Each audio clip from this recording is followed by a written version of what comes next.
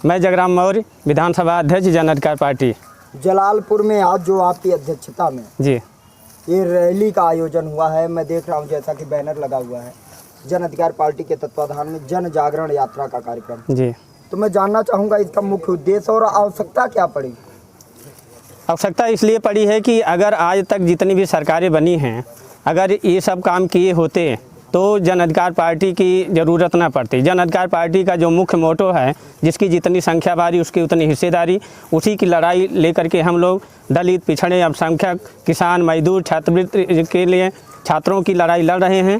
और यह जो देश और प्रदेश में जो सरकार चल रही है, ये बहुत ही अत्याचारी है, किसान विरोधी है, दलित विरोधी, पिछड़ा विरोधी, यानी सब विरोधी कुछ लोगों की सरकार है। और इसको उखाड़ फेंकने के लिए हम लोग गांव-गांव मीटिंगें कर रहे हैं और बूथ गठन कर रहे हैं। 2022 में हर हाल में अपना मिल करके सरकार बनाएंगे। धर्मेंद्र मौर्य, जिलाध्यक्ष जन अधिकार पार्टी, अम्बेडकर नगर। आज आपके जनपद के विधानसभा जलालपुर में यह जन जागरण यात्रा का कार्यक्रम हुआ जी। देखे भारी संख्या में लोग आए भी, रैलियां भी, कहीं कहीं सड़कें भी जाम हो चुकी जी। तो क्या लगता है आपको आगामी 2022 का चुनाव किस हद तक आप विधानसभा में तैयारी कर रहे हैं? सबसे पहले मैं आपके माध्यम से यहाँ के जो हमारे कार्यकर्ता साथी हैं, पदाधिकारीगण हैं, उन सभी का मैं आभार व्यक्त करता हूँ। उन्होंने जो योगदान दिया वो काबिल तारीफ़ है।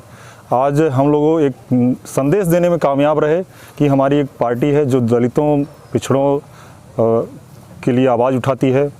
और हम लोग हमेशा जो भी वंचित समाज है, जो हमेशा विकास की मुख्यधारा से पीछे रहे हैं, उनके लिए आवाज़ उठाते रहे हैं, आगे भी उठाते रहेंगे। और यही संदेश देने के लिए लोगों में एक नया संदेश जाए, इसके लिए हम लोग आज रोड पर निकले हैं और एक नया संदेश देने में कामयाब रहे हैं, जो आप देख रहे हैं। सर, आपका परिचय? मैं बबलू मौर्य, मंडल प्रभारी बस्ती मंडल और गोरखपुर प्रभारी जन अधिकार पार्टी। जलालपुर विधानसभा में आपका आगमन हुआ है।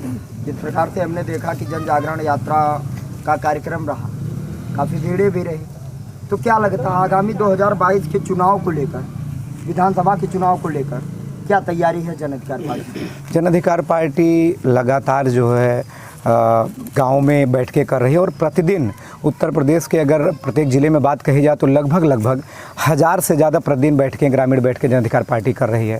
उसी के क्रम में तैयारियों के सिलसिले में एक अभियान चलाया गया अपने कार्यकर्ताओं में एक उत्साह के लिए और एक मैसेज देने के लिए। चूँकि मुख्य मीडिया जो मेन स्ट्रीम की मीडिया है वो हमारी बात बाकायदे उठाती नहीं है, तो हम लोग कोशिश करें कि थोड़ा सा जो दिखता है वो बिकता है, थोड़ा सा एक शुरुआत की जाए। अभी ये तो एक झलक थी। मुद्दे क्या हैं?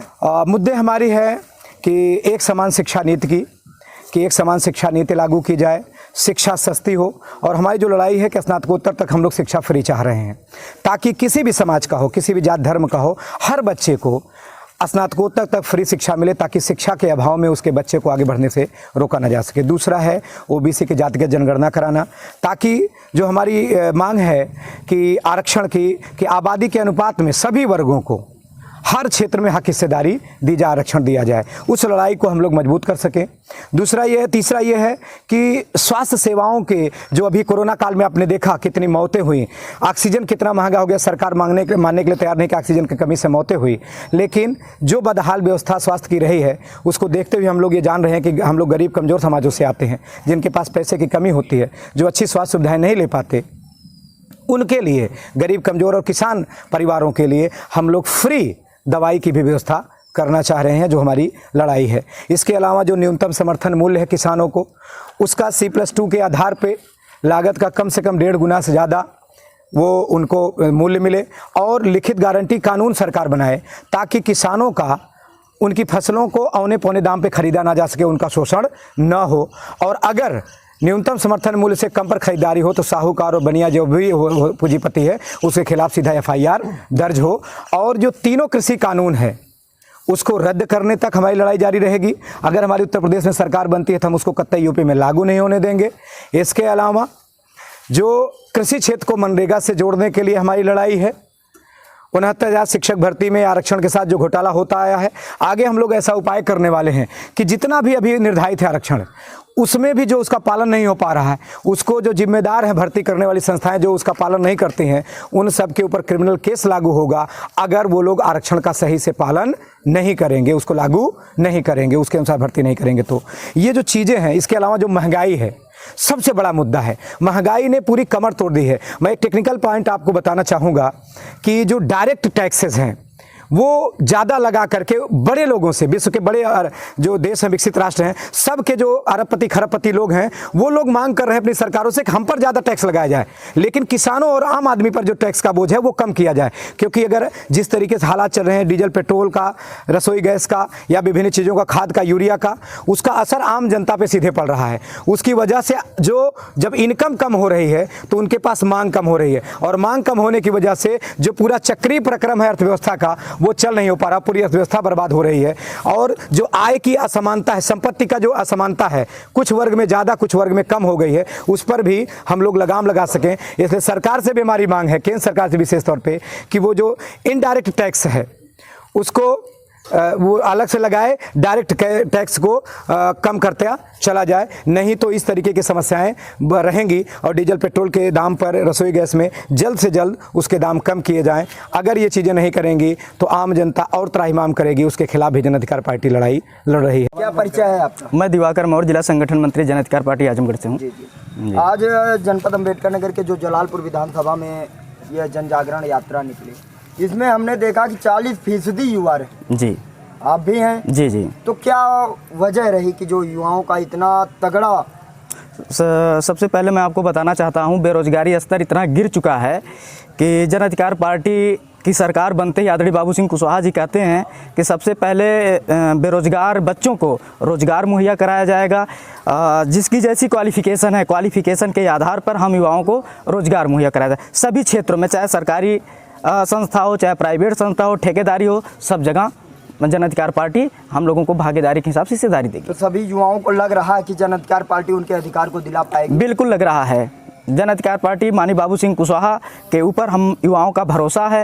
माननीय बाबू सिंह कुशवाहा वो चीज़ पहले करके दिखा दिए हैं और पूरा भरोसा है कि 2022 में अगर हमारी सरकार बनती है तो युवाओं का विशेष ख्याल करेगी।